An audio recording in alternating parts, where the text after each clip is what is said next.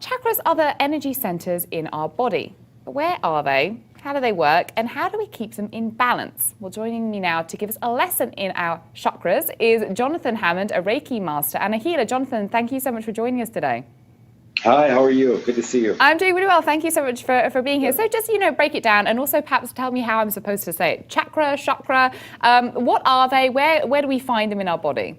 Sure. You can say either chakra or chakra. I've definitely heard both.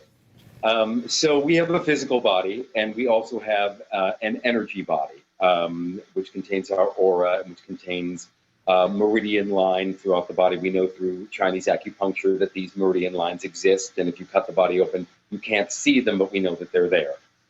And you're familiar enough with an aura enough to just know that you get a good vibe or a bad vibe from someone, even if they haven't spoken to you. You just get this feeling, and it's because it's contained in their energy.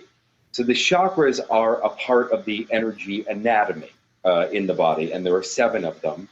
Crown of head, called the third eye, at the forehead, in the throat area, in the heart area, at the solar plexus, the soft place between the ribs, at the navel, 2 inches below the navel, and at the perineum. So there are 7 of them, and they're kind of I was just going to say, of the 7, are there, is there one that is more important than others? Is there one that's sort of, much better to focus on than others? No, not at all. In fact, what we want is a full balance. So for instance, the first chakra has to do with your relationship with the earth, your relationship with groundedness, with food, shelter, clothing.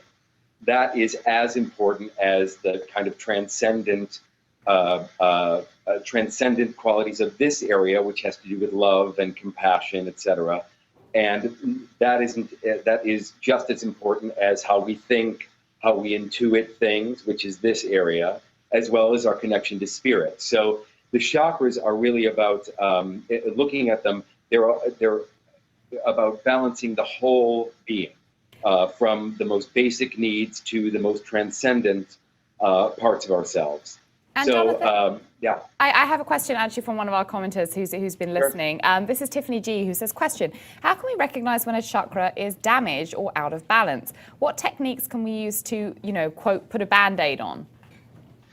Well, it's difficult to tell sometimes, except that something in your life isn't working. And there's just a sense of imbalance. There's a sense of some parts of your life are going well, some parts of your life aren't.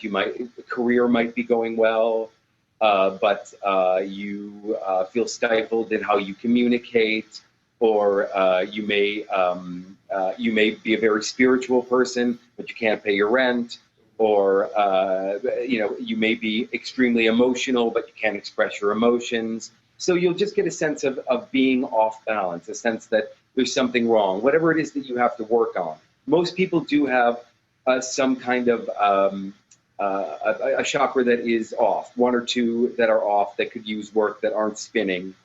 And there's lots of reasons for that. Our belief systems, our relationships, if they're healthy or not healthy for us, our career, our living situation, our financial situation. So you'll know if you feel off, if that makes sense. And so, I'm really intrigued, Jonathan, because you're a Reiki master and a healer. When was the first time that you became aware of the chakras within you? And were you off balance? Was that how you kind of came to sort of discover this, continued this journey? Well, I really am. The holistic being is something that is very interesting to me, and something that I wish for everyone. And so I really. By breaking down all of who we are. And it's interesting because the chakras really contain all of who we are, every aspect of ourselves, our sexuality, our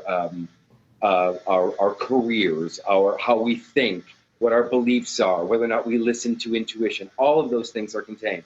I remember I was working with a shaman in the Amazon, and he looked at all my chakras, and he said, "You're one of the most balanced people who's here working with me." And I said, "I know." And I said, because I've looked at each one, and I'm working on each one so that everything is in place, because we really are I think one of the things that happens in spiritual circles is we want this spiritual connection to be kind of going off and connected, but then we forget about our sex, our sense of who we are in the world, and so we want everything balanced. So does that make sense?